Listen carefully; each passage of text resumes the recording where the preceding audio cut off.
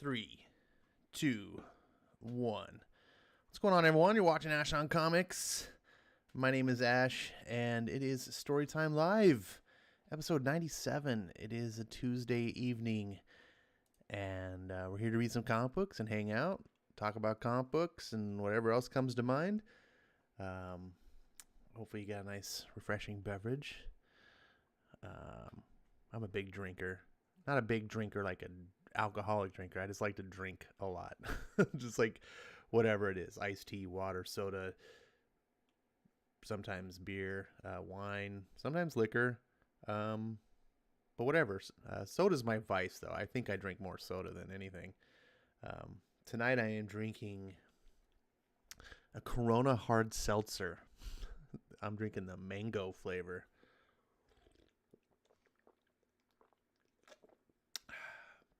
They're all right. If you like flavored seltzer water, that's what these taste like, with just like a hint of, you can barely taste any alcohol. It really just tastes like a flavored seltzer water.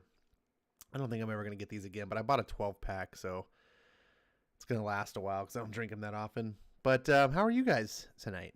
Hopefully you guys are drinking something tasty. Melissa is first. Congratulations, Melissa. She lets people take over and get first once in a while, but she can't let you have it all the time. Ronnie is second, and she says, next time to make chocolate coffee. It's called mocha. Ronnie, it's called mocha. That chocolate coffee's fine. Let's see. I had some hot chocolate last night for the first time in a while. It's been so hot out here. It's like, oh, but it was nice and cold last night, and the hot chocolate kind of hit the spot. Who else is here? Lord is in the house. He says hi. He's not making fun of me. The night is still young, right?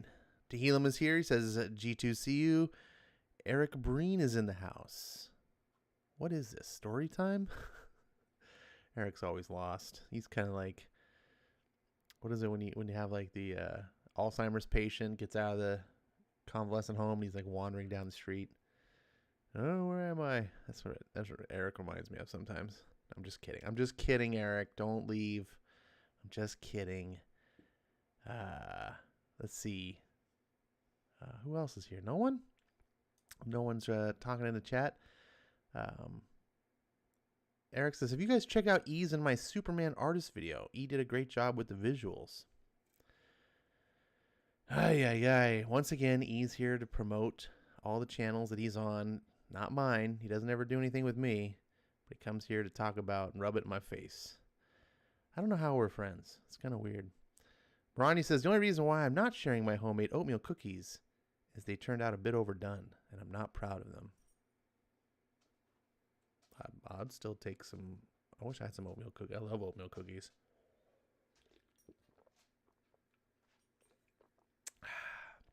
Let's see. Ronnie says, I liked it a lot, Eric. I look forward to more in the series. Eric says, I felt like I was seeing it for the first time with all the graphics. Let's see. Tehillim says, he didn't need 3-2-1 when entering this time.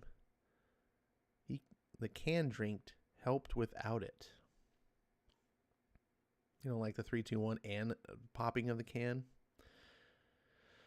Well, I guess I fail in every aspect of my life. Melissa says, ass on comics.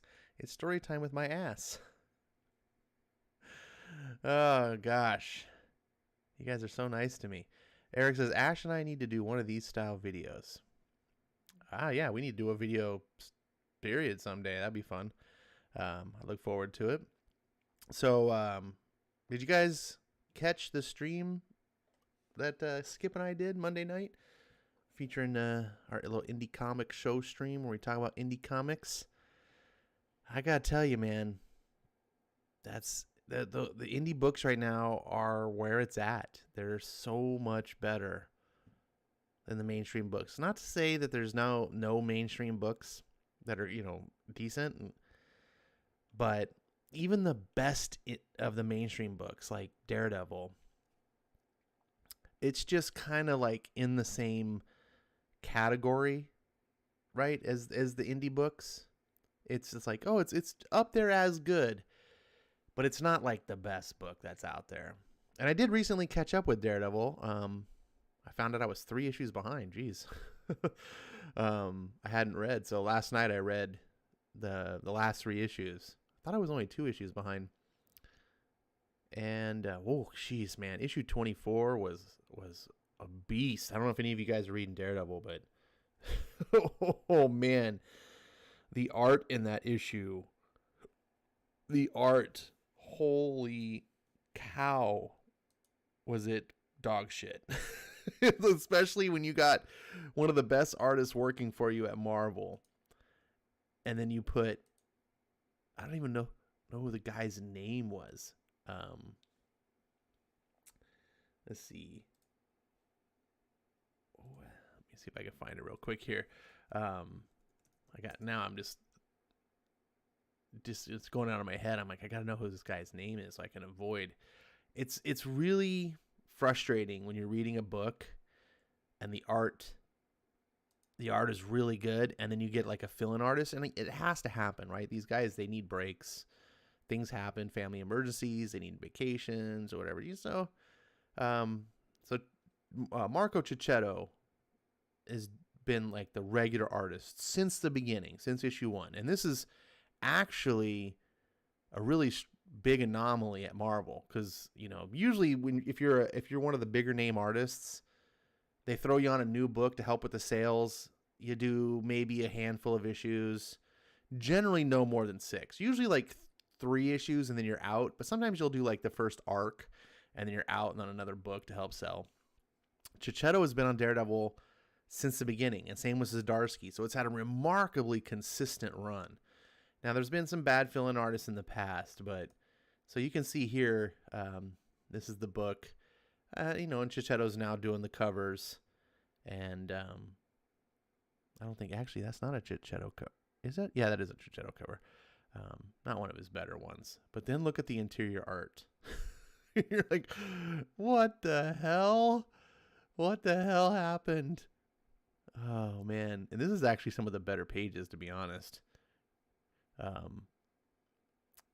Some of the other pages, I was like, ugh. I don't know where they thought that this guy, when you get a fill-in artist, you should try to get someone that's somewhat similar to the visual style.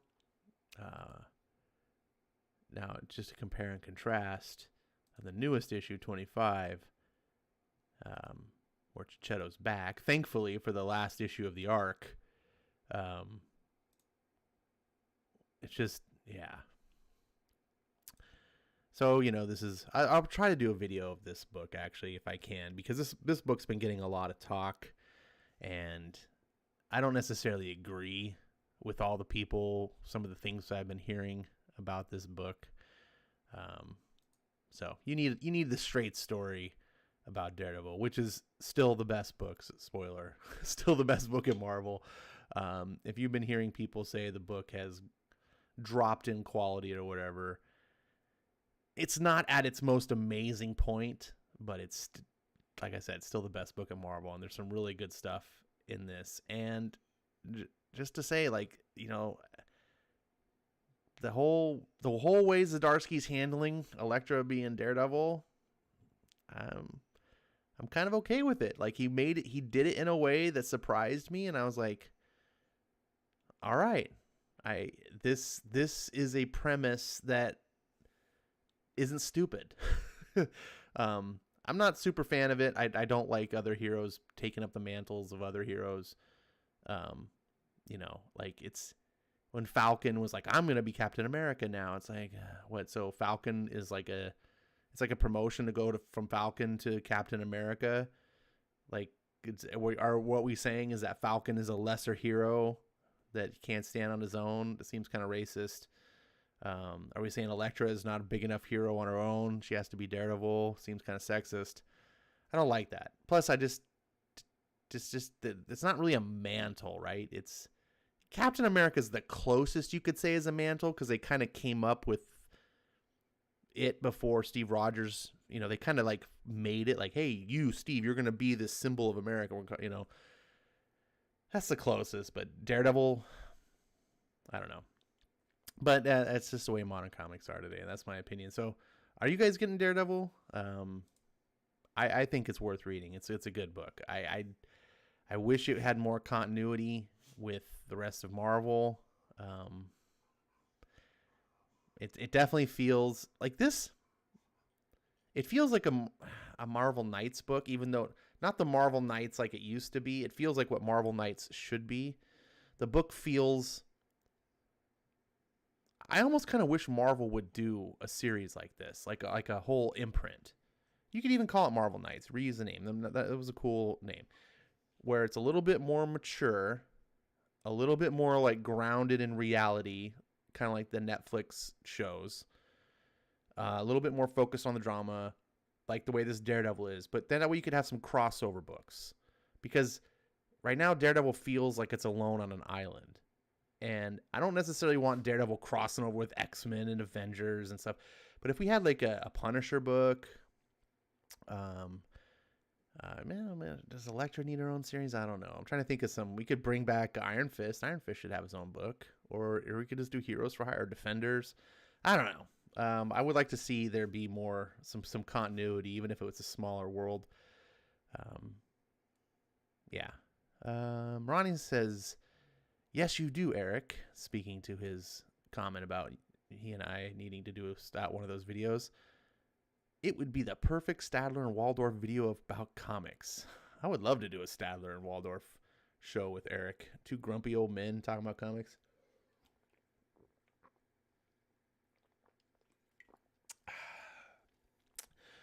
Little behind the scenes knowledge about Eric Breen. He can actually get pretty salty. I watch him guest star in all these videos that he does with everybody else. And when he's on these other videos, he's always very kind of middle of the road, sort of like, doesn't really get too salty. He's just kind of like, yeah, these comics aren't for me anymore, da da da da. But when he and I talk behind the scenes, we get some pretty spicy conversations going on. I don't know. That's the stuff I want to capture on camera. That's the Eric I want you guys to see. He can be hilarious. He gets some good rants.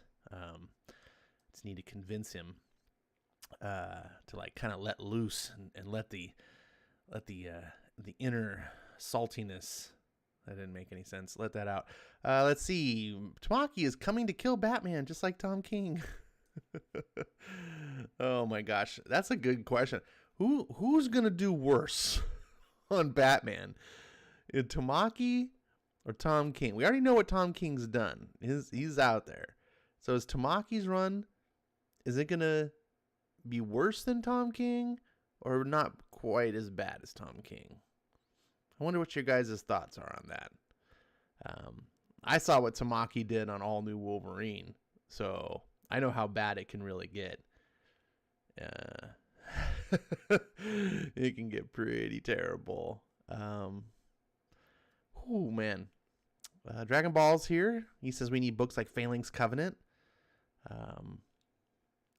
The fans want Drive from Marvel. Siege from Marvel. What's Drive from Marvel? I don't know what Drive from Marvel is. Ronnie says, I caught the tail end of Indie's Nation live stream, Ash. Oh, is that a hint on the name drop there?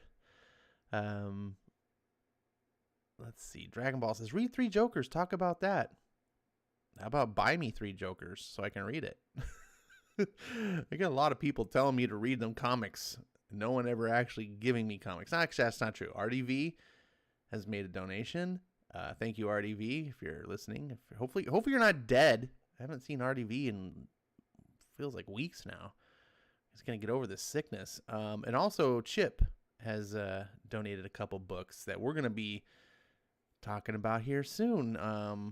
Maybe in a couple episodes. So stay tuned. It's going to be something I think Eric Breen will like. All right. Doug Johnson is in the house. I would really like an ongoing Punisher done right. Oh, man. Amen. Why is there not a Punisher book? It's just so weird to me. You know, I had about a 20-year hiatus out of comics. So, you know how, like, when you're away from things and then you come back to them, you're not really aware of the time gap. right? I don't know if you've ever experienced this, but like for example, 20 years ago, I moved out to Colorado, and I stayed with my buddy for a while before I got my own place, and I was helping him with his kids, and they were like three, I think like 3, 5, and 7 at the time, and I was helping him out, and and later he ended up moving back to California. I stayed in Colorado. 17 years go by, I come back, his kids are all grown up, but it just seems weird. I missed all of those stages in between, so I never got to see them. So I just remember them as little kids, and so it's really weird. And comics are that way for me too. Like I come back to comics, and it's like I didn't live through the progression. So to me, it's still that early to mid 90s era of how comics are. And at that time, it's just unfathomable that you wouldn't have a Punisher comic or an X-Men comic. Like, it just, like Wolverine was dead. I was like, for a while, I was like, how do you kill Wolverine? What are you guys, fucking stupid? It just, the era has changed so much. Marani says Eric is a sodium-reduced Stadler, while Ash is a full-on sodium-laced Waldorf. Jimmy's in the house. He says, you guys don't know good writing. Tamaki is a modern Alan Moore. That's a bad troll. Both the original Cap and his 50s replacement both got fucked over by Marvel and turned into villains for no reason, says Melissa. Not for no reason. Come on now. They're pushing identity politics. Is Ash saying that I'm a fence sitter? I need a beanie. You do. I have some beanies. I wear beanies.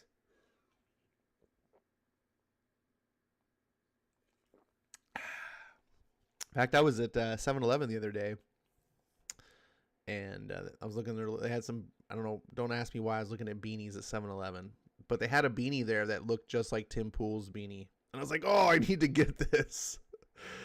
And then it was like $12.99. I was like, I'm not paying $12.99 for this. Because their other beanies were like $7.99. So that's why I thought it was. And then I was like, well, it doesn't really matter. Like, no one sees me anyway. So I was like, I have this Tim Pool beanie. But I thought it was funny.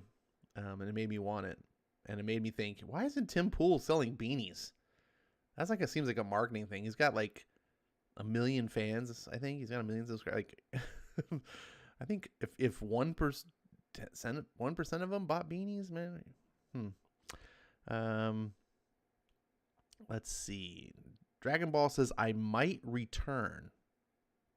It says I'm putting on Comics Explained channel. I need a story. I might be back. He got a 3-hour Venom video. Oh, all he does is explain the comics. All he does, he's like the Cliff Notes of comics. Comics Explained is just for people who don't read comics.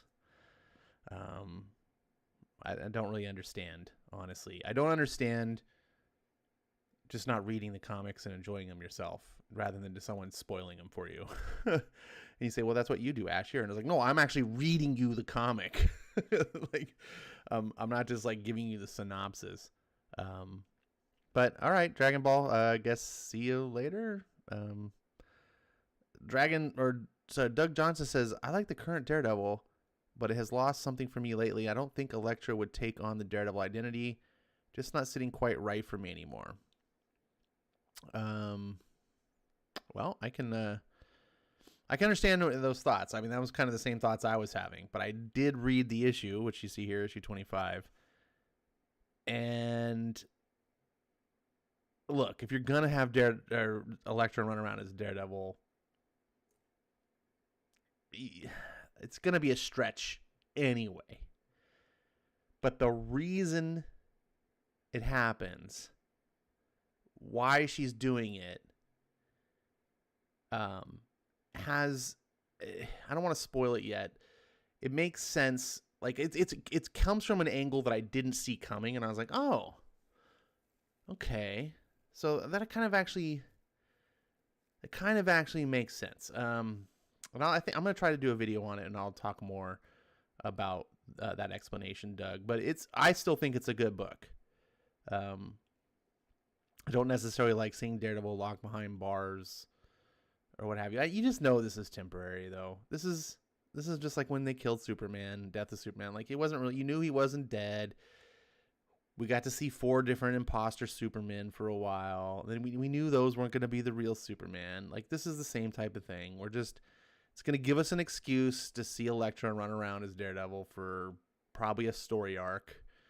And then what I'm curious about is how they're going to release Daredevil out of jail. Like, how is he going to, like, he's basically confessed to second-degree manslaughter, and he's in jail. Like, and Kingpin is the mayor. It's not like he was framed, and then, oh, okay, it's like they can have something where they figure out, and he's confessed. He's like, just lock me and he's in there because he feels he deserves it.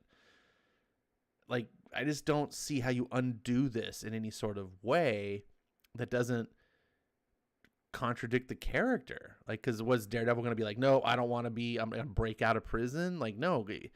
People who submit themselves to prison on their own accord because of their own guilty conscience, not because they're forced to, those aren't the kind of people that break out of prison. So, and then, of course, if you're justly convicted, you're not let go either. So what happens? Like, how do you undo this?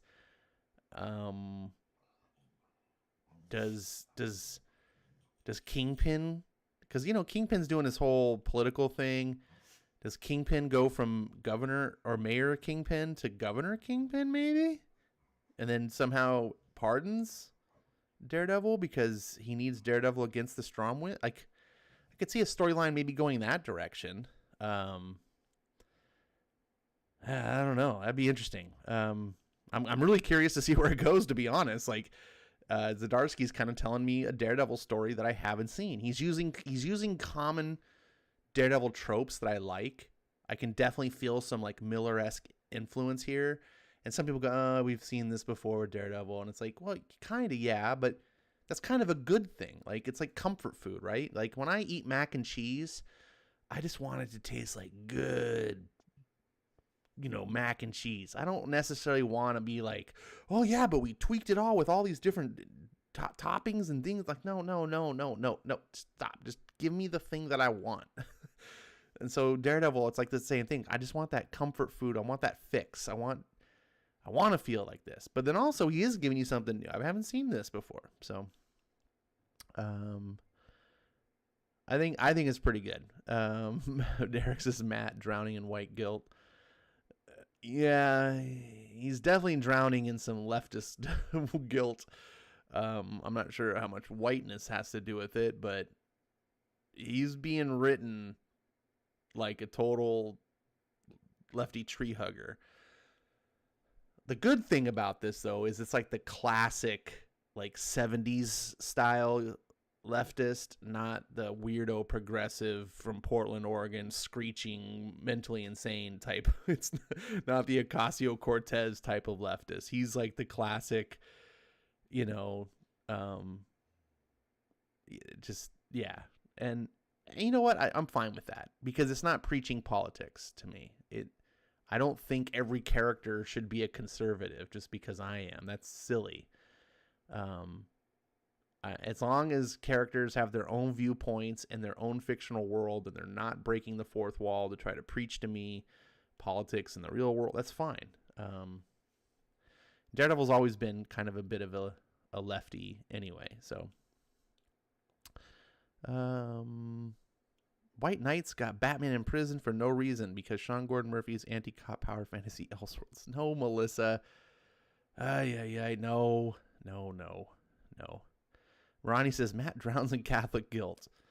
Yeah, that might be true. Zdarsky did address that in a couple of the stories, though. I really liked it, actually. It's kind of funny because, you know, Zdarsky's a raging leftist. I'm sure it's weird because most raging leftists don't believe in God. So I just kind of presume that Zdarsky doesn't believe in God. But he really writes a good story where he treats the priests and the clergy really respectfully. You know, he's not mocking it or treating it, you know, like this is all stupid.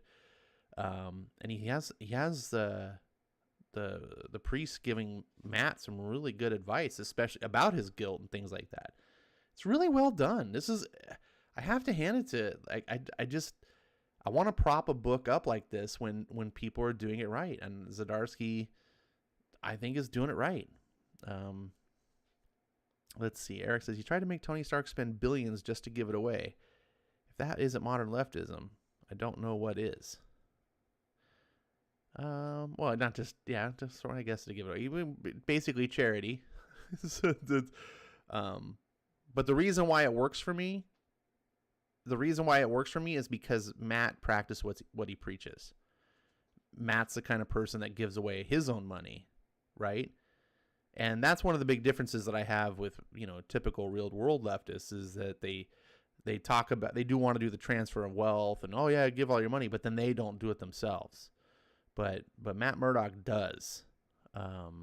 So when you're a person who's willing to give away all you have to help people, the idea that you ask other people, he practiced what he preaches. So even if I disagree with it, at least I respect the man and go, you know what, you're not a hypocrite.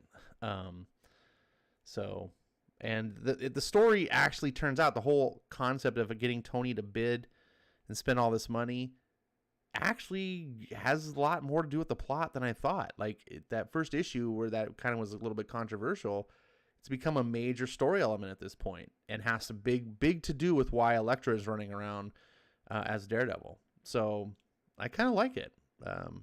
It's comic books. We should not expect... I know I'm one of the last people that should be saying this, but we shouldn't be criticizing comics on that granular of a level, right?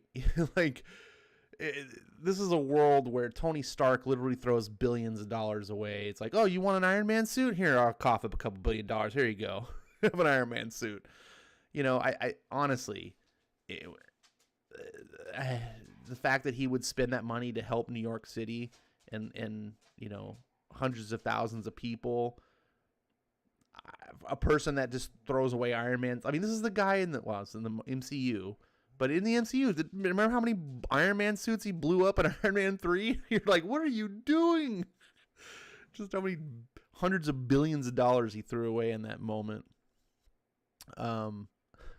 So yeah, I mean, sometimes you just have to suspend your disbelief a little bit. The guy's a BLM supporter and anti-cop douchebag. I will never trust him or any of the far-left communist Marxists. You're saying that Sean Gordon Murphy is? Melissa, I think you're being a little harsh. And I caution you from being... How do I say this? So...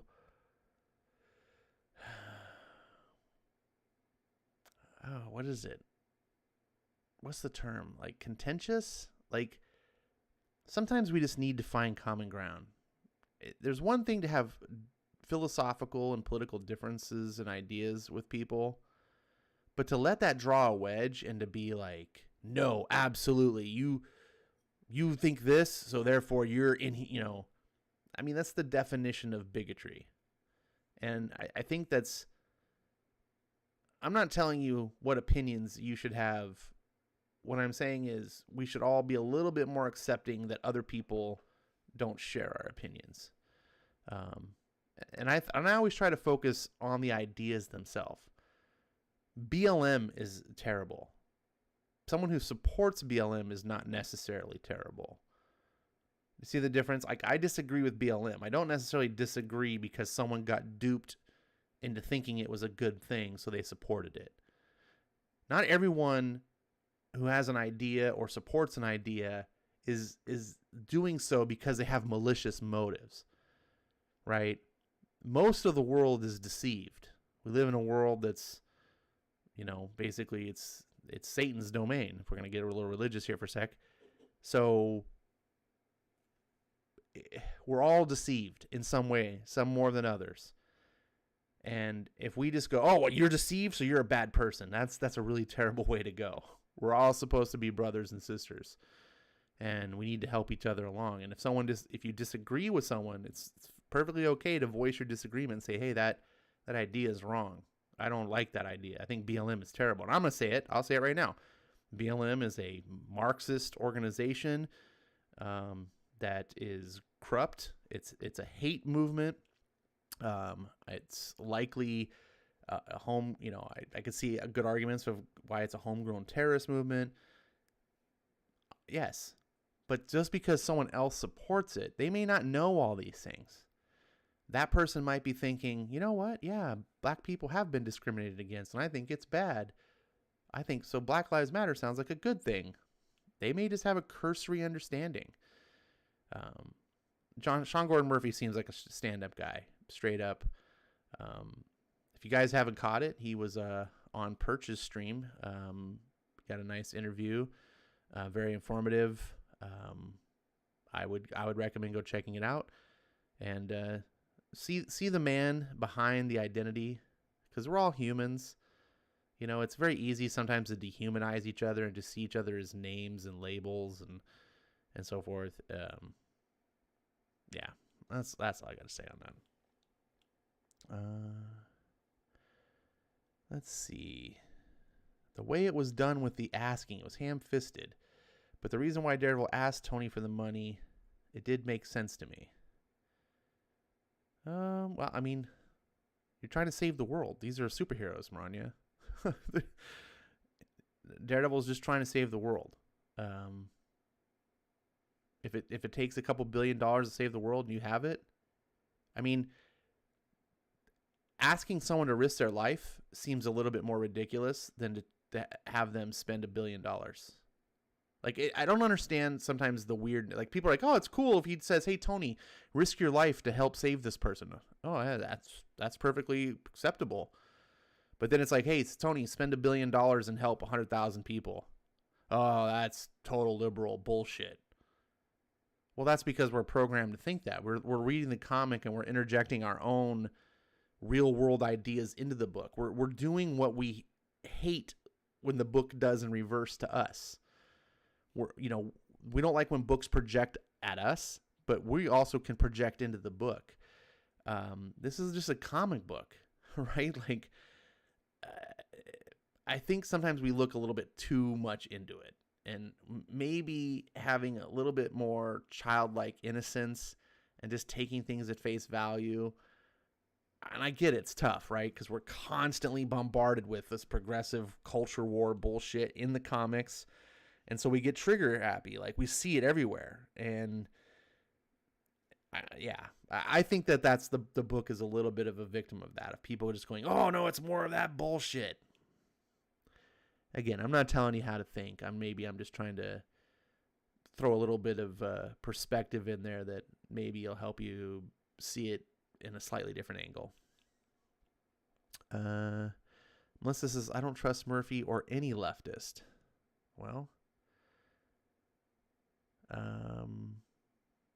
I don't know if Murphy is a leftist, so he doesn't really sound like a leftist.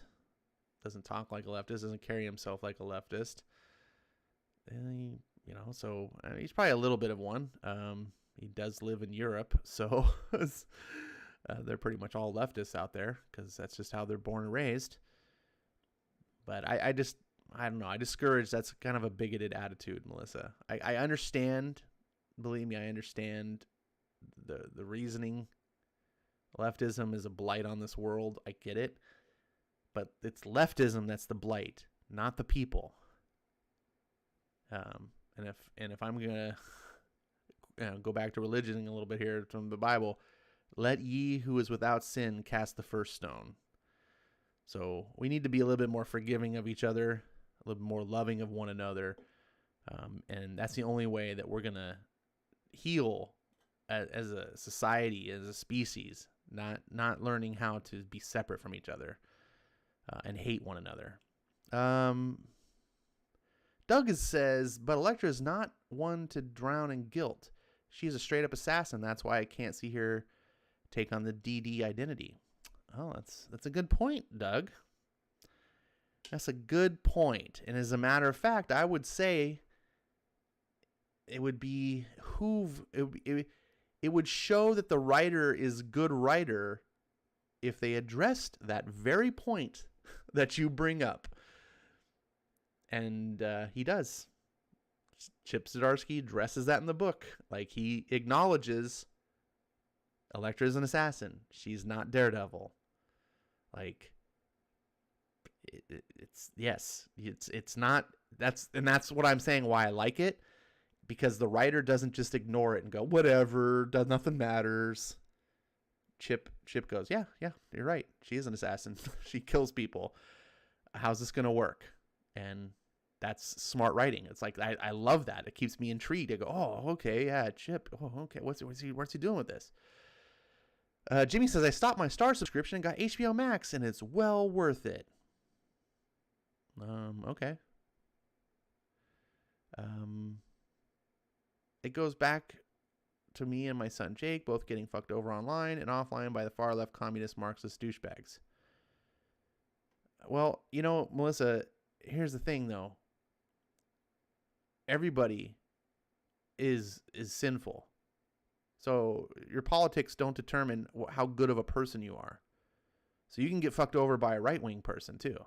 Like, people can just be bad and shitty to one another. So,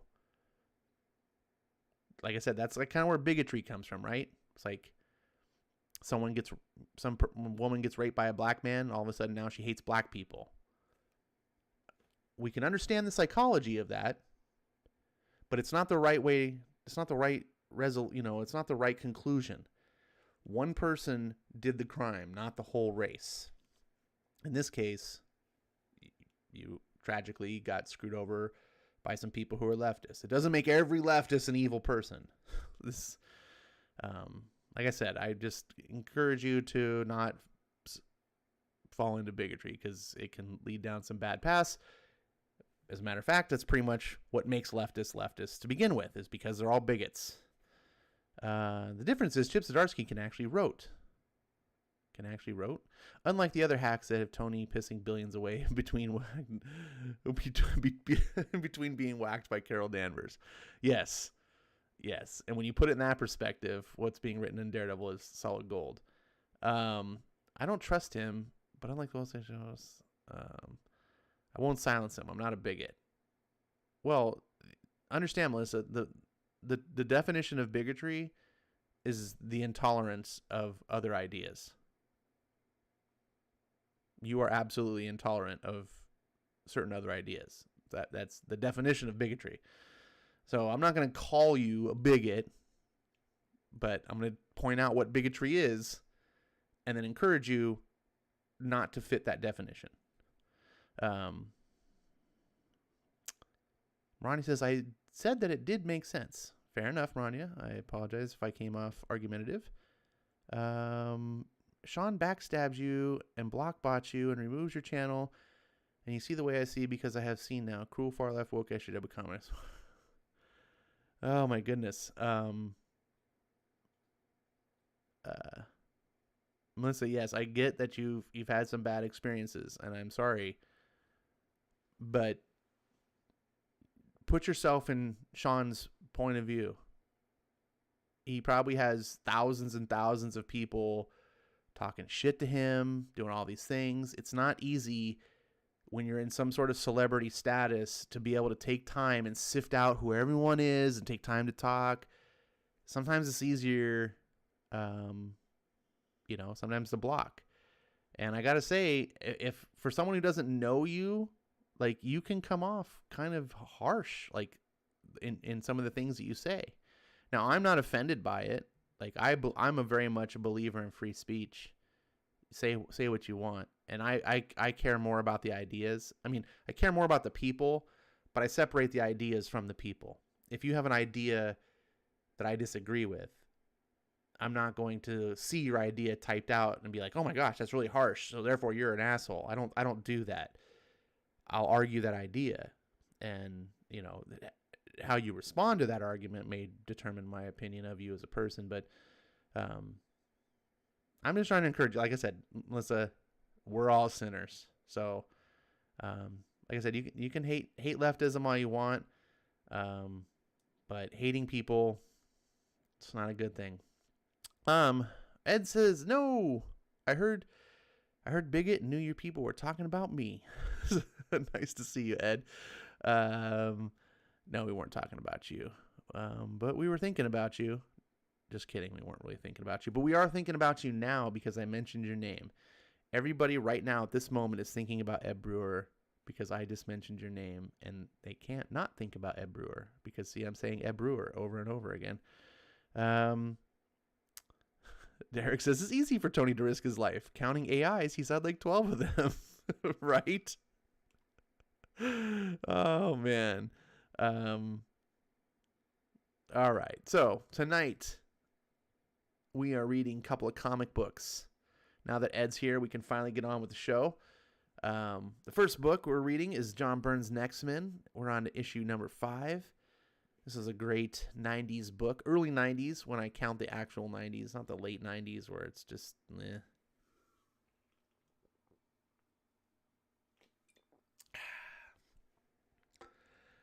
I don't know what more to say about it. It's a pretty simple concept book. You got some super soldier, some characters that are kind of like mutants, except they weren't really mutants in the sense they're born this way. The government did some secret project, created these superpowered kids, trained them to be assassins, commandos, I don't know. Trained them to be something, but they escaped, and now they're on the run, and the government's trying to track them down. And there's an evil, demonic villainous character named Sathanas, who's kind of behind the whole thing. That's kind of the power behind the throne sort of comparison. And so that's where we pick up here.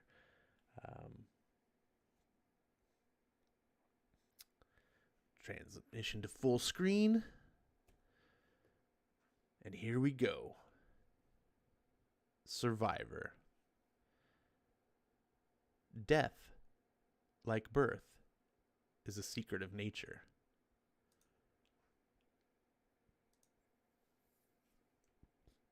Look out below!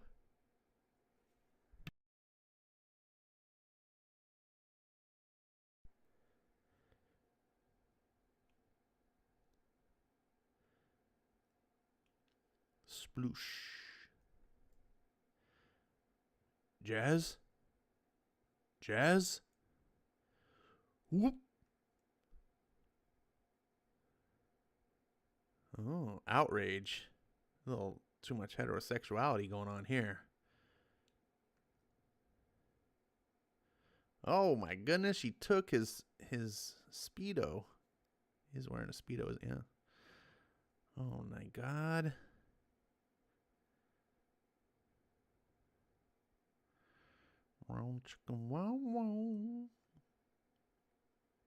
Well, I certainly hope I'm not interrupting anything. Oh, no, we were just, I'm sure. Jasmine, we were going to work on your reaching today. Oh, yes. I'm sorry, David. I haven't forgotten. It's just that Jack and I'm sure. Now, come along. So far as you're the first to reach without showing any sign of fading, that could be very important to all of us. Yes, David. Yes, David. Yes, David. Yes, David. Like he's the only one around here who are... Problem, Jack? Oh, Nathan, I didn't see you there. Didn't look to me like you were seeing much of anything. Something you need to talk about? I don't know. Lately it seems like David... Well, it seems like all of a sudden he's paying a whole lot of attention to Jasmine.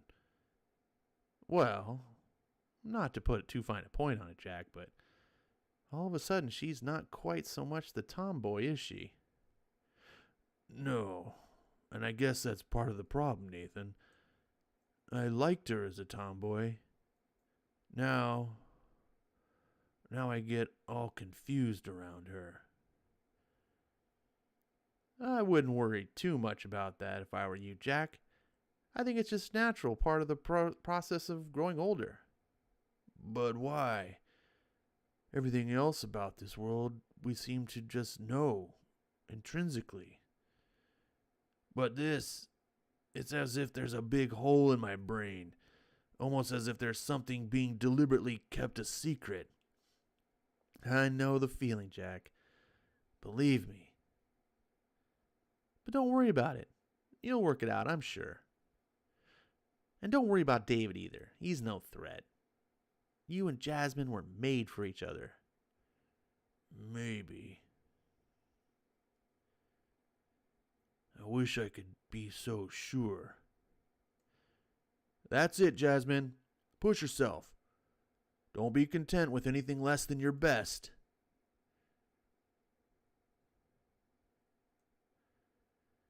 Yes, David, but can I rest for a little bit now? I'm kind of tired. I'm sure. Perhaps this will serve as something of an object lesson for you, Jasmine. You should not waste your energy. Jack is not right for you, Jasmine. You have a good brain, a disciplined body, while he is just a big oaf. David, I wish you wouldn't talk like that. You know What? You want to waste your life with a dullard? Waste your body with his clumsy groping? I can offer you so much more than that, Jasmine. You know I can. I know, but David. Your hand. What's wrong with your hand? I don't know. It's been a little stiff lately. Pun intended. It's more than stiff. Look at your fingers. It's like they're fusing together. No, I'm sure it's nothing, Jasmine. Nothing? But, David, don't you see? It could be happening to you. You could be reaching. David? Jasmine. Oh, Jasmine. I can barely believe it's really you. But David, how can it be you? What happened to you? I don't know. It's been a nightmare. A living nightmare from where there could be no waking. I don't even know how long it's been. A year, 2, 10. There's been no way to judge. All I know is I've been alone down here, hiding, able to move only on the surface at night, having to steal to eat. Then you aren't responsible for all these skeletons? No. How could you even think such a thing, Bethany? They were already here. They've gone right past us. Then they weren't coming for us at all. They don't know we're here. Don't start counting our blessings just yet, Tony. We're still in a nasty spot. We've got 3 of the survivors of Project Nextman here. But by all we're able to learn, and by what you saw, that leaves 2 unaccounted for. And it could be those 2 who our local cops are after now. You mean Jazz and Bethany could be in danger? We've got to. Hold it, Jack. Nathan, don't stop me. We've got to find the girls. We've got to help them. But we won't be helping anybody if we go off without a plan. Amazing. I don't know who wrote the training program for you kids, but he did an astonishing job of equipping you for crisis situations. Maybe. Unfortunately, he seems to have given them a rather extreme way of dealing with those crises. There's at least 1 innocent bystander dead so far, and there would have been another if I hadn't intervened. Yes, and that's most going to make our job even more difficult. The president is one of the most reasonable men I've ever known, but he has no tolerance for murder. Good evening, Senator Hilltop. I'm sorry it took so long getting here. The papers? Never mind that now, Amanda. I have something very important to tell you. The Vice President has been killed in a plane crash. Yes, he is. Wait, what did she say?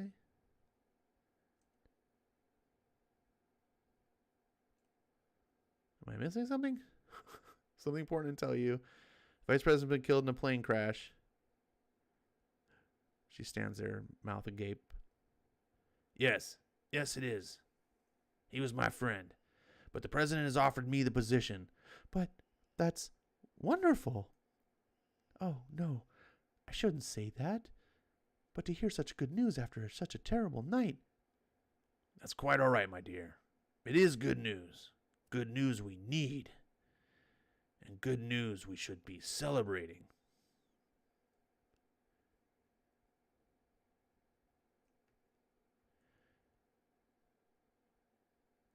Well, David, Jazz says you're showing signs of reaching. No, she's mistaken. I told her so. David, why are you denying it? I've seen the evidence with my own eyes. We all know how frightening it must be, David. The stone garden is full of markers to people who... No. I'm not reaching. I'm not. This is something else. It has to be. Look, David. I know we've had our differences. Get your paws off me. Hey. All right. I've had just about enough of you. Jack. Pow. Jack, don't. Jack. Jazz. I'm sorry. It's just that he... You see, Jasmine, isn't he just as I've been telling you? A brainless lout who think he can only... a brainless lout who can only think with his fists. You deserve better, Jasmine. Can't you see that? You deserve someone who can appreciate your beauty, who can channel your mind into proper... David? David! Jasmine. Help me. Look. He's fading. Oh no. Jasmine, help me. David. Help. No. No. And that's the last you knew of me? Yes. We went to the stone field later that day, and there was a new marker with your name on it. After a while, we just stopped talking about you. Tried to stop thinking about you, like we'd done with all the others. But now, David, if you're here, does that mean we've all faded too? I don't know. All I remember, there was darkness, absolute darkness. I couldn't see or move, but I could hear. Okay, call it. What's the time? 05:31. There was a sensation of movement, of being roughly handled, and there was a lot of pain. Draw the usual blood and fluid samples. And get some of that tissue. Remember, we'll want to run full tests. After a while, the pain stopped. Then it was quiet for a long time. Then there was movement again and a sensation of falling. Then I opened my eyes. It was then that I began to understand what happened to me. Yes, I had faded as so many before, but fading was nothing like what we thought. It was not the end, but a new and horrible beginning. Almost immediately, I was attacked. Nozzles in the walls began spraying some kind of acid. I managed to find shelter, but not before my flesh was seared by the deadly liquid. My skin began to heal almost at once, but not without changing. In the days that followed, I began to metamorphose. By the time I found my way out of the labyrinthian tunnels of my new world, I was no longer suited for life among normal humans. Nothing more perfectly enunciated the fact than the horror I saw in the faces of those I encountered. So I made my way back to this place. I sought out each of the acid nozzles and disabled them, and in the process discovered explosive charges hidden in the walls. These I also disabled, or most of them, as you can see. Some of them detonated just today. Today? Beth, was that the big explosion we saw? I'd bet on it. And what about us, Beth? If David has changed this much... You're thinking about Nathan's eyes, aren't you? It's possible. If we have all faded like the others, like David, it could be that we're going to be changing too, just like he has. And that means we've got even greater need to find Nathan, Jack, and Danny. They've got to be warned. David, you said there was a way out of this place? Show it to us. Show it to us now. Some kind of witch. They burned the whole place down, trying to set her on fire. At least that's what my sister says. And the description seems pretty much to match the blonde we were holding. Seems like her and her little friends can't help but make trouble wherever they go. Wyatt? What you got, Tommy? You remember those goblin stories a couple of years back? A dozen people said that they saw some bug-eyed critter running around the desert. And around the same time, we had a bunch of reports on missing dogs and cats and cattle mutilations. I remember. What are you saying, Tommy? You think this is somehow connected? Not sure, but Katie's prisoner escaped without leaving a mark on her truck. Like, she just vanished, or... Sheriff! Luther, what? Look there! Holy shit! Blast 'em! Oh, man. That just seems so dated. Just holy shit, blast 'em. Oh, that's just something that just feels so 80s and 90s. Sorry, I get a kick out of it. Listen, gunfire. It's coming from the southwest, the same direction all those official vehicles went. You think it might be Beth, Jazz? I don't know, but we're gonna have to check it out, just in case. Your friends are just too damn dangerous to let these locals go up against them alone. Looks like quite a party, Willis. Yeah? Well, you stay in the car, Tony. Now look, Willis, just because I happen to be doing a good impression of a sieve, look there! They've got Beth and Jazz pinned down on the ridge. I've got to go help them. Beth, look, it's Jack. He's trying to reach us. You're still in love with that oaf, Jasmine? Even after all this time? This is hardly the time and the place to be talking about that, David. Is there some way we can get into Jack's position in the tunnels? No. All the tunnels south of us are exploded and collapsed. But there is something we can do. Pull back, pull back. We can't fight this brute. They're moving. Jazz and Beth and someone else. Someone not human. Not human? Like you guys are? Worry about that later, Tony. Danny, how are your feet? Okay, I guess. Why? We need your speed. We need you to run over to the girls and tell them what's going on.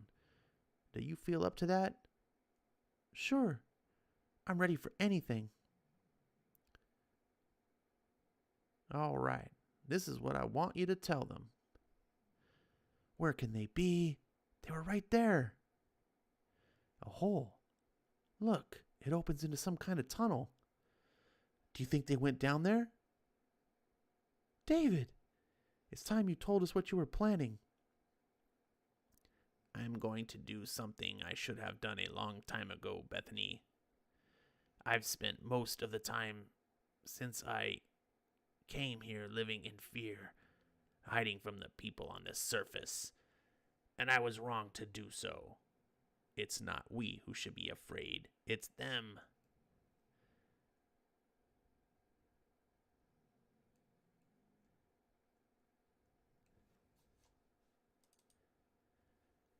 We have the power, Bethany. We can make them fear us. That will be my gift to you. David, what are you talking about? What are you going to do? I told you I disabled the explosives I found in the big chamber and in these tunnels. Disabled, but not destroyed. Now I mean to detonate those explosives myself. David, no! Jack's out there. Nathan and Danny might be nearby. A small price to pay to buy us the mastery we deserve. No, David. We can't let you do that. All these years alone down have affected your mind as well as your body. We can do anything we have to protect ourselves, but not at the cost of others. Stupid, Bethany, stupid.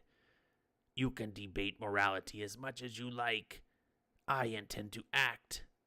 David! I'll go after him. I'm small enough. No. We don't have his knowledge of these tunnels. We've got to get back to the surface. Warn Jack and the others. Warn us about what? Danny! Oh, I am so glad to see you. Hey, don't get all mushy on me. What's going on down here? No time for explanations, Danny. We've got to get out of these tunnels. We may only have seconds before David acts. David? There they...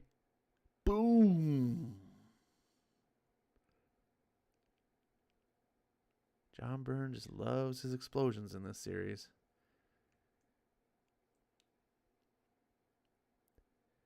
It's been 8 weeks since that night in the desert. 8 weeks should be enough to find out more than this. If there was more to find out, sir, I'm not entirely convinced there was. Explain.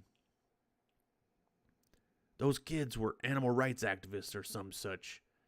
It was some kind of protest that got out of their control, and they paid for it with their lives. All that stuff about goblins and superpowers, well, chalk it up to subterfuge or mass hysteria. I agree. There's no point wasting any further time on the money on this, Mr. President. Control and his people have done all they can. All right, Aldous. It was your pet project, after all. If you're content to let it close. Thank you, gentlemen. Thank you both. And now, if you'll excuse us, Control, we have a country to run.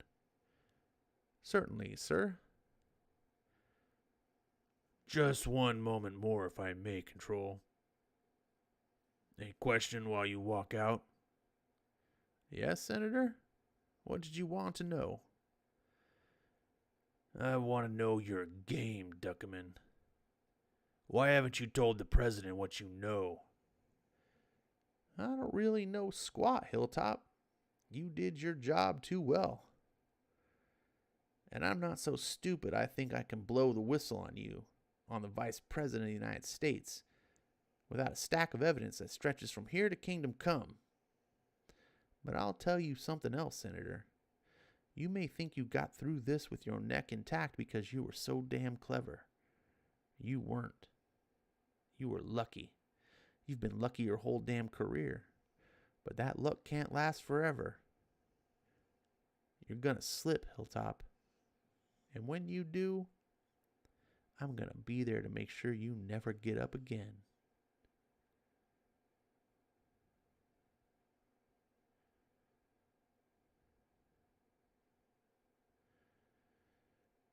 Well, kids, looks like we've got us a whole new ball game.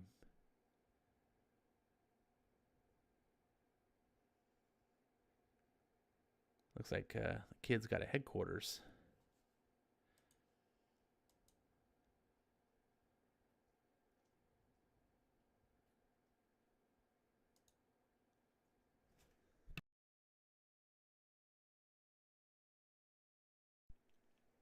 All right, that ends the issue number 5 of Next-Men. It's kind of speeding the origin along. Looks like Willis Duckerman, or Duckerman Willis Duckerman, has taken the kids under his wing. Little Charles Xavier style. He's got his little secret compound. And what will the Next-Men be up to next? Stay tuned for the next episode. We shall see. In the meantime, let's check out the chat. Where's it go?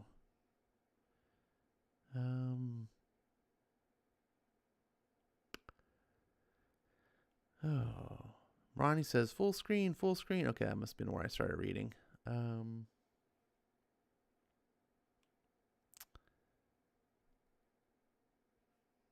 Let's see. Ronnie says RDV would like the first panel because the sequence of movement shown.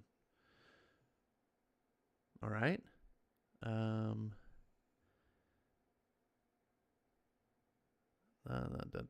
Melissa says, boy, this X-Men ripoff is turning into a porno. Just had a little bit of kissing and petting. It wasn't much.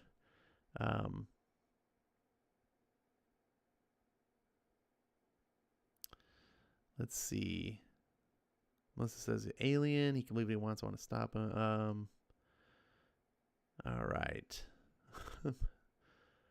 Byrne is doing good at doing establishing shot for scene changes, says Manya. Yeah, no, Byrne. I mean, Byrne's a master. He's textbook, comics 101. This is where all the good comic artists learn from someone like Byrne. He's one of those. One of those. Mark Valesco is here. Not sure I remember seeing that name before, so if it's new, welcome, Mark. Hope you enjoyed some Next-Men. It says great pencils. Well, of course, John Byrne. Let's see. Edmundo is here. He says, hi, Ash, I'm just lurking. Not anymore. Not if you come out and say it. But welcome, Edmundo. Glad you made yourself known so I could say hello. If there's anyone else back hiding, lurking that hasn't chatted, hello to you as well. Don't be shy. We're all friends here.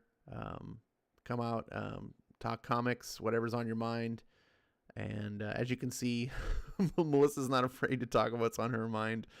But there's no, we're all, it's like I said, we're just all friends here. This is a casual place for people to hang out, talk about comics. I read a couple comics every night. Next-Men was the first one. We've read 5 issues so far, and then we're going to be on to Chip Zdarsky's Spider-Man, Spectacular Spider-Man specifically. This is going to be issue 5, where Eric Breen says it gets better. So hopefully Eric Breen is in the house so we can hold him accountable. Because wow, the first 4 issues of this comic have been woohoo. Edmundo says, I love Byrne. Maybe it's nuts today, but he was a master. I don't know, he was. John Byrne is like, you can make a solid argument that John Byrne should be on the Mount Rushmore of comic creators.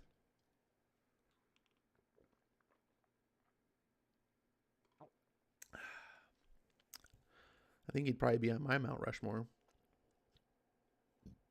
I think my Mount Rushmore,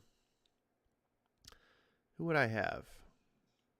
My Mount Rushmore would probably be Stan Lee, Jack Kirby, John Byrne, and Frank Miller. That would be who I'd do. You guys are more than welcome to list your own if you want. You don't have to. It always makes good controversial, heated discussion when people are like, "You like that guy but that guy sucks." Eric says, "Nope, I'm gone."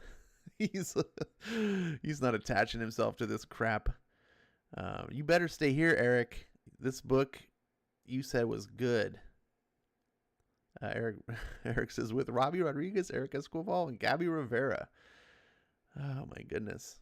I just realized all three of them are Hispanic. What's the deal with that?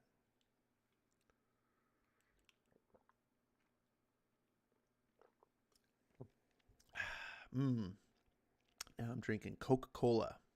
Coke is it. Ed says Lee and Kirby are pretty safe bets. Yeah, I'm not even really a Kirby fan, to be honest, but there's just no denying his contribution to comics and his influence.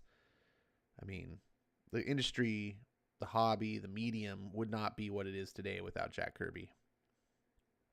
Eric says, a Latinx. Yeah.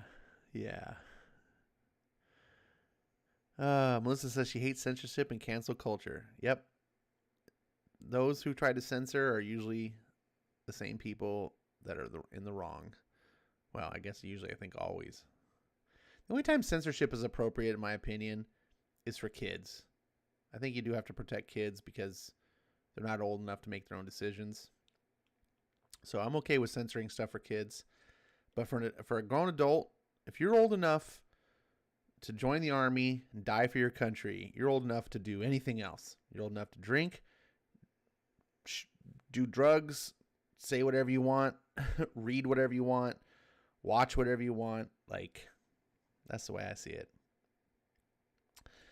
All right. So book number 2 for this evening is Spectacular Spider-Man. This is written by the incredible Chip Zdarsky. When I say incredible, I mean for modern comics times. But now we were talking about his Daredevil earlier. I do think he's writing the best comic at Marvel. He's definitely come a long way since this book, which wasn't that long ago. I want to say, when was this book? 2016? Actually, it might say down here, issue info. 2017. This wasn't that long ago. Chip Zdarsky really made some leaps and bounds over a short period of time. So I'm going to go ahead and get started with the book since no one's really talking. Ed says it looks nice. Yeah, this is art by Adam Kubert. So how they got like one of the best artists to be on Spectacular Spider-Man and not Amazing Spider-Man, I'll never know. But Eric says Siegel and Schuster is one. Lee, Kirby, and Roy Thomas for being the great. You can't pick two people as one. And Siegel and Schuster just created a weird goofball character named Superman that honestly wasn't that great of a character. It took many other creators after Siegel and Schuster to turn him into the character we love today. They kind of made an asshole. If you go back and read the Golden Age Superman, which I was doing for a while, I should bring that back. Those were real fun to read. I think that's just too much credit. Like, they just happened to be there at the beginning. But that's my opinion, and I'm sticking to it. All right, here is Peter Parker Spectacular Spider-Man number 5, as recommended by Eric Breen.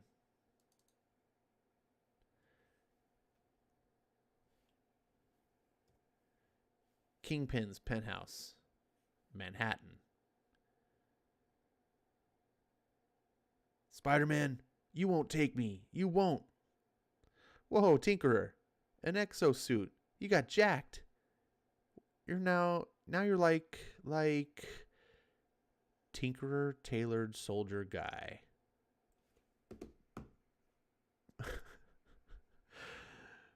Wow, you really had to work to get there. I love it when when the writer is self-aware.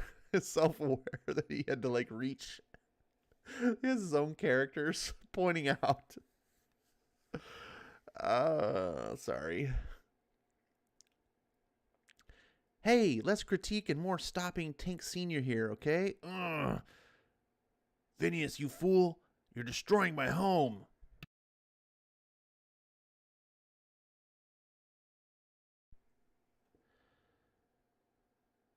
A small price to pay, Fix.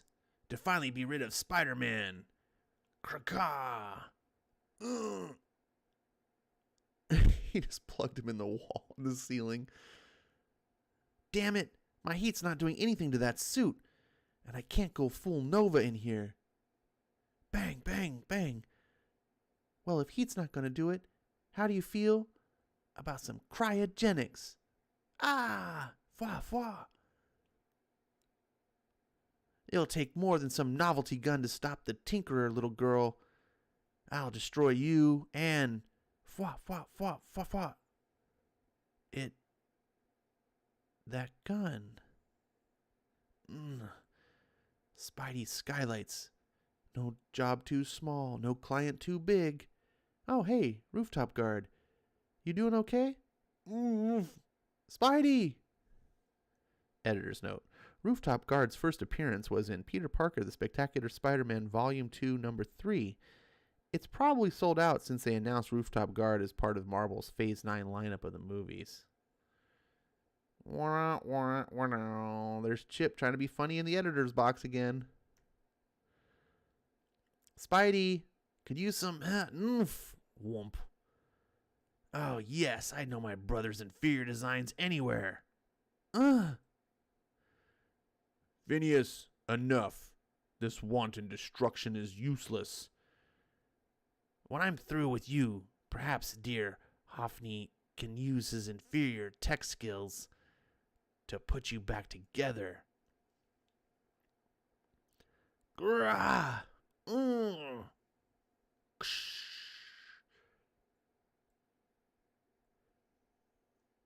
I believe that's the cue for you to leave. And where shall I send the bill for damages?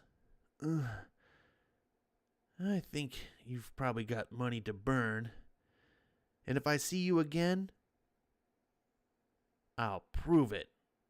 Flame on!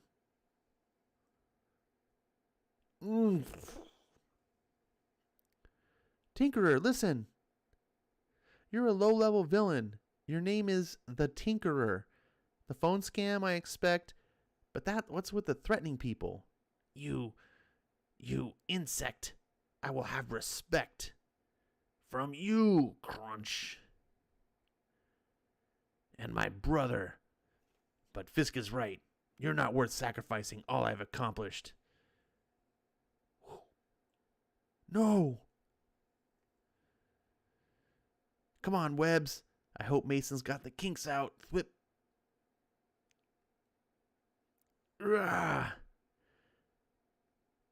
Spider-Man, you all right?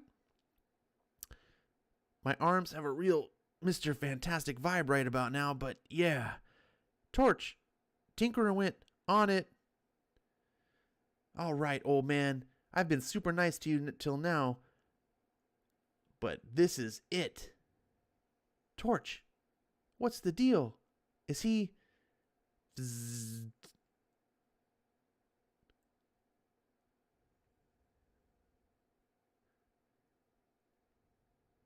Crunch. Gah.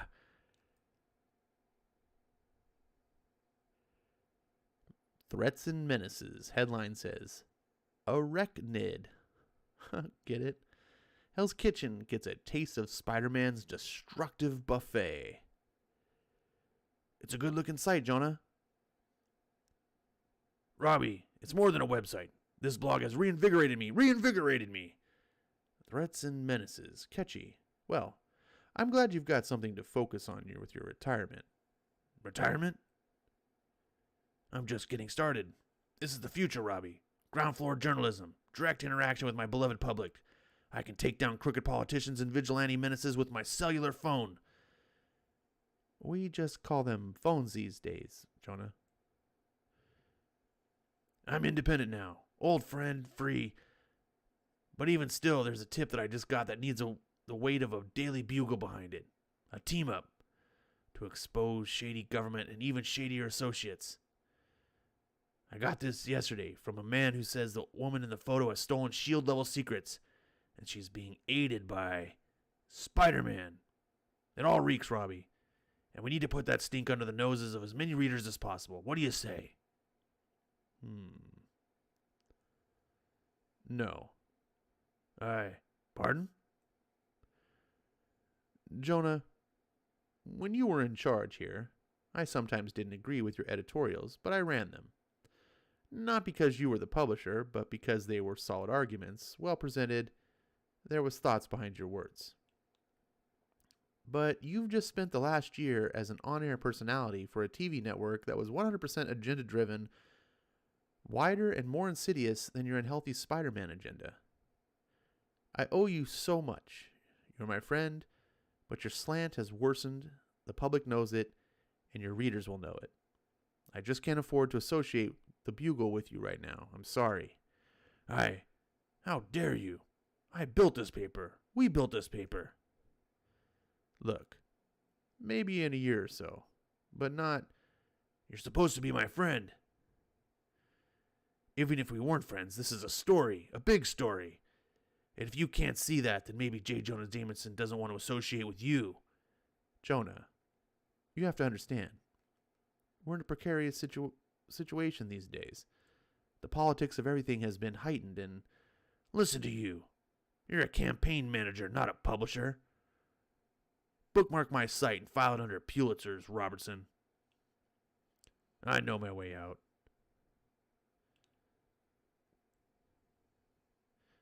Mr. Jameson, wait. I'll show them. I'll show them all. J. Jonah Jameson doesn't back down. Miss Brandt? Were you... Yeah, I heard everything. I'm sorry, Mr. Jameson. Listen to us. Miss Brandt, Mr. Jameson. Old habits, Jonah. Every once in a while I slide back into time when I was your receptionist. And now look at you, Betty. Star reporter. Makes an old man's heart swell. What beat does that hack Robertson have you on? Well, the Metro beat mainly. But I've also been doing some art stories and movie reviews and some national pieces, and I update the weather map. The modern newspaper life. Jonah, the tip you got, I got the same one. I'm with you on this. There's a story here. Superhero secrets smuggled out of S.H.I.E.L.D. I have to tackle it, but Robbie won't allow it, not with the newsroom's lack of resources. We need to team up, track down how these secrets ended up getting into the hands of S.H.I.E.L.D. in the first place. We'd have to move quickly. If they send it to us, they've sent it to others. Miss Brandt, Betty, are you disobeying a direct order from your publisher? Yep. I love it. You can't win them all, Peter. I know. But it would be nice to win some. Oh, man. What? Now we really need to come up with a plan. How? This picture of us on a ton of news sites with a story about how you're a traitor, how you've smuggled information about superheroes and how to kill them out of the S.H.I.E.L.D. division. So, yeah, that's a thing. Cops will be after us now, FBI. Why make the info public? What's his plan, this agent? Corbin Mintz. His division, the Grey Blade, does things on the sly. They've always distanced themselves from S.H.I.E.L.D. S.H.I.E.L.D. proper. I'm sure they're hunting for me. This is how they flush me out. It's public now. Everyone will be against me unless I come out and explain myself. If I do that, He'll find me. Anyone who's ever wanted to harm a superhero will be after me now. And if they catch me, well, supervillains aren't exactly low-key types. Mince will hear about it and find me. Peter, what am I gonna do? Bzz, bzz.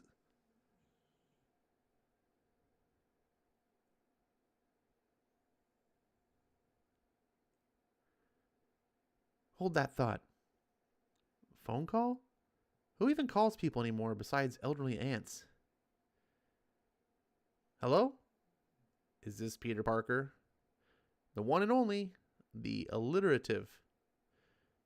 Oh, God, he made an alliteration joke. Oh my God. Oh my God.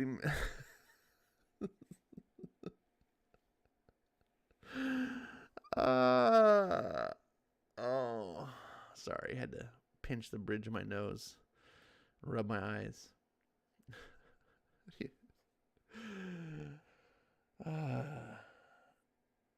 Let's look at it. I need a chat break.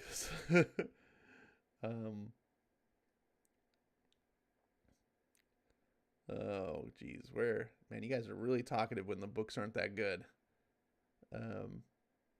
Ronnie says, Adam Kubert, when he's not rushed, he's very good, but you can tell he's fitting deadlines in some of the panels.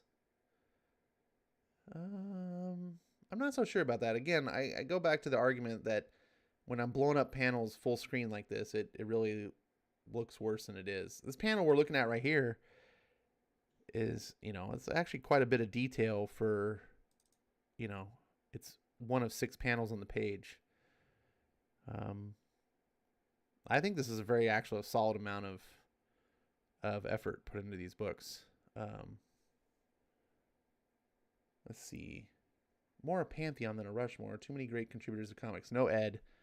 You get 4. That's the whole thing about Rushmore. You don't get to pick 30 people to fill the Greek Pantheon. Ronnie says, ouch, Zdarsky. Fitting the title into the dialogue? Yikes. Yeah. It may have been the 6th issue, says Eric. This isn't getting out of the gate very strong. No, this one's not very strong. J. Jonah Jameson should always be calling Spider-Man a menace. Also, I hated them turning Jameson into pro Spider-Man. Liked it better when he hates Spider-Man. Well, sometimes you gotta change things up a little bit. He never liked Spider-Man permanently. Ronnie says, that is a lousy dialogue-heavy panel. That would have worked much better with close-ups of the faces during the dialogue. Yeah, this is a case of a weak writer when you have to disguise your lack of writing ability with dialogue, right? You see this all the time with all the modern bad writers, Tom King, Bendis. But if you read Zdarsky today, he's not like this. He's not Mr. Word Balloon heavy. Gosh, look at flip these pages. This panel was crazy. Look at this one. It was just like, oh my God, there's way too much talking right here, and it takes the flow off, because a comic should have beats, or any story, not just a comic. A story should have beats, meaning it should have its own kind of rhythm, like music, and each frame should flow. But if it takes me 60 seconds to read this, 20 seconds to read this, and then 2 seconds to read this, I'm not flowing. Each frame should be going almost like a slideshow, the exact amount of speed. It should be flowing, make it more cinematic. When a good writer does this, and if you watch the indie show that Skip and I do, this is one of the things that Robert Kirkman is fantastic at, is his pacing.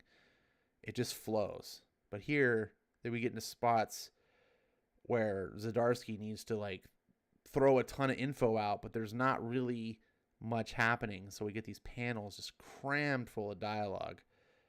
And it just, yeah. It doesn't flow very well. Then we get the alliteration joke. Guys. I miss Jameson's funny Hitler stash in the Spider-Man newspaper strips.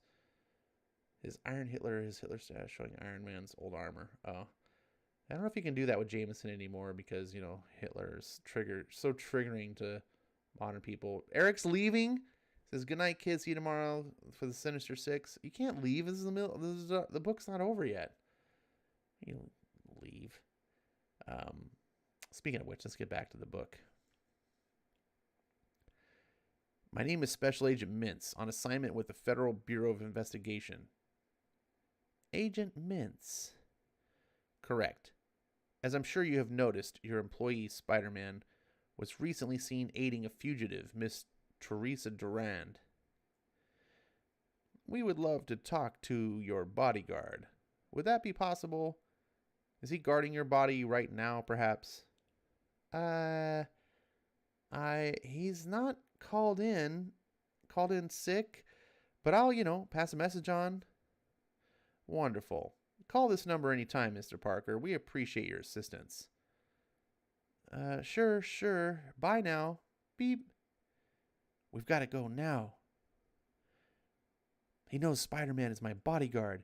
I just made it into the harboring a fugitive list. They may even be watching my building now. Damn it, what are we going to do? I don't know. We can't go to S.H.I.E.L.D. because they're the problem. Mintz has already infiltrated the FBI, and if we go to the Bugle, then he'll find us. Besides, who knows if the media will take your side? And even if they do, how will it help against you being arrested? We need to hide you. Buy more time. Pete, I can't hide forever. Oh, sorry. Do you have a plan?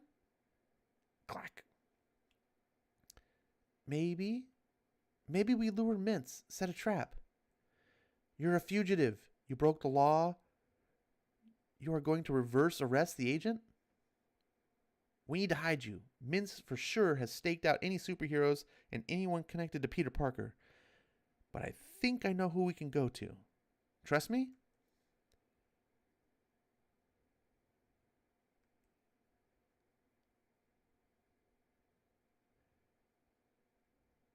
Madcap's Comedy Club. But from, where I stand, there was nothing secret about that invasion. Ah, ha, ha, ha, ha. Oh, jeez. Guys, it's been great, but the red light means I've got to go. Don't forget to tip your waitresses, but do not, under any circumstances, tip the comedians, as it only encourages them. Ah, ha, ha, ha, ha. Good night, guys. Clap, clap, clap, clap. Oh, applause. Yay, she's just the greatest comedian ever. Woo. Oh. And there's Spider-Man in the background waving like a putz. Give it up for Rebecca London. Yay, we love her. She's the greatest. Sorry, I'm ad-libbing. What are you? That was great. And I need to talk to you, but I also really need to achieve this dream. Up next we have... Please let me do this. I've had a tight 5 in my back pocket forever. Being Spider-Man is pretty great. I can't lie. But if I could do it all over again, I would not name myself after something so gross and creepy. Maybe something more affordable and less off-putting, like Spider Puppy or something. Heh, heh. I don't know. Maybe changing my name would help my image. Or maybe I should just go back to school and earn some academic respect. But the whole higher education system just seems so complicated these days. You get your bachelor's degree, then you get your master's, then you become a doctor, and then you become an octopus. A lot of people ask me if I'm based on a spider, then why is my costume red and blue? Who cares? Well, to tell you the truth, it's to hide all the red blood and the blue bruises I get saving your lives all through the time, even though you're so mean to me yeah. Let's give it up for Spider-Man, I guess. Boo. I hate you. I don't think that's how that would go down. Even if he wasn't funny. But whatever. Anyways, back to the show. Believe it or not, that isn't the worst I've seen. Took Deadpool like a dozen sets to find his groove. Har har. Look, I'm here to support you, obviously, but I also need some help. You know, we're supposed to be keeping a low profile, Mr. Comedy. Haha, oops. This is, Miss T. She needs to lie low for a while. A few days and she'll be in Wait. Start over. This is Miss T. She needs to lie low for a few days and she'll be in danger if she's with me. Hi. Would it be okay if she crashes at your place for a bit, please? Yeah, this is exactly the face I would have. Wow. No. There is zero chance of that. No, no, no. What? Just for a few days, I promise. You did just say she's in danger, yeah? Only if she's with me. Very reassuring. Look, I'm sure in your world, harboring someone who is in danger with a fake name is perfectly normal, but for someone like me, that's a fourth, maybe fifth date thing. But look, I've got a rule for hanging out with you. The second I feel like I'm in danger, I'm gone. I'm not going to be the girlfriend who gets kidnapped by a lizard man or turned into a goblin. Contrary to what we all just witnessed, I think you're funny, and I enjoy hanging out with you, so don't put me in a position to walk away from that. Now, pardon me, I gotta make sure I'm still getting paid, or if it's all going to the audience relief fund after your act. Wow, what a bitch. Oh man, I'm sorry. I thought that would work. It's okay. She's right. We can't expect to put others in danger because of me. I need to be able to protect myself. And step one will be to fix this. Well, you are a superhero now. You can like literally fly. You've got super guns. You became instant.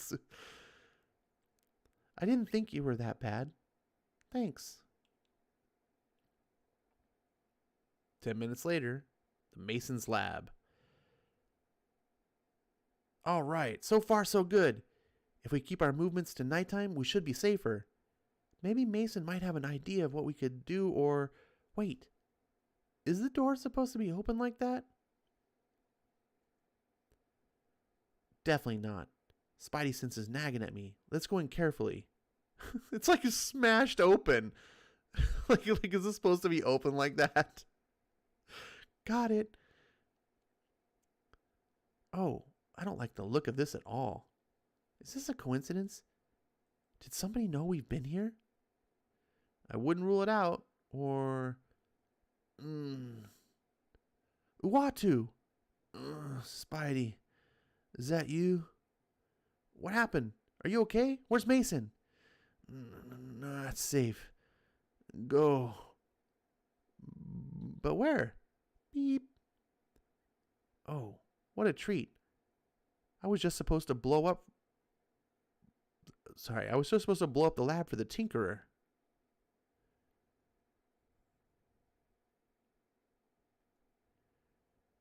But blowing up Spider-Man can be just for me. Hey, look, it's the Vulture who got his butt kicked from the first issue is back.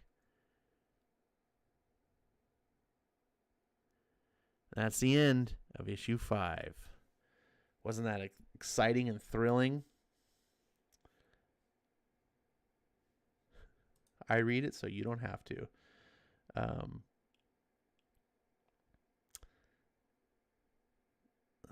Okay. Jameson looks like Hitler. I wonder why Cap don't mistake him for Hitler. That would be funny as hell because Jameson's funny stash. Oh, okay, I guess. Marvel Comics has become woke. Far left SJW parody of itself. Well, it's actually was woker. This is 2017 was a really bad time for Marvel. They've actually calmed down a little bit because they got a lot of backlash. I mean, don't get me wrong. Still a bunch of woke people over there, but they try to keep it subdued more. Ronnie says, ugh, I do not like the new design of the leg portion of Spider-Man's costume. Bring back the classic boots. Yeah, it was a little weird. Let's see. Ronnie says, actually, she's acting like a normal person. Would a normal person take in someone who's in danger on the say-so of someone that they barely know? It's not so much that her saying no. I mean, you heard me when I was reading it. Like, I no. Like, yeah. It's more of a case of kind of how she reacted, like, the dialogue. You know, you can tell people no, and you can tell people no. You know, she kind of just came off real flippant about it. I don't know. Especially for a person who's supposed to be like interested in Spider-Man. I wouldn't treat someone I was interested in that way. So,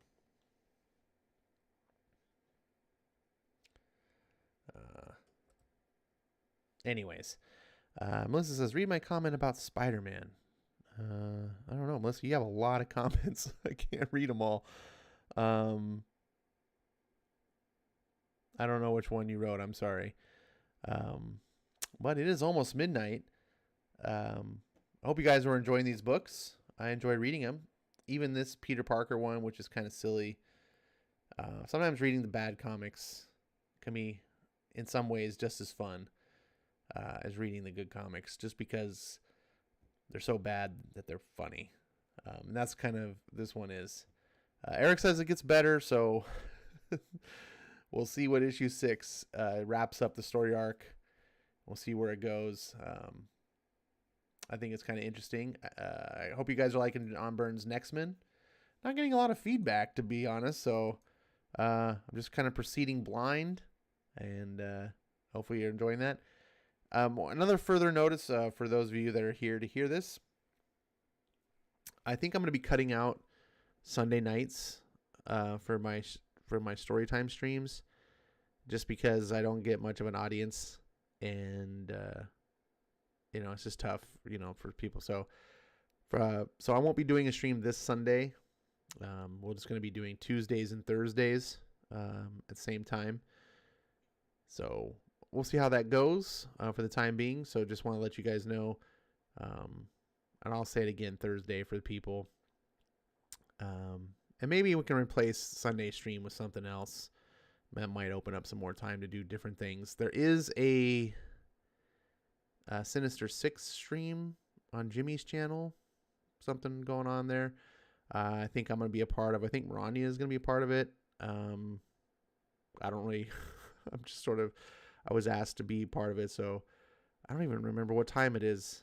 And it's supposed to be. So it's over on Jimmy's channel.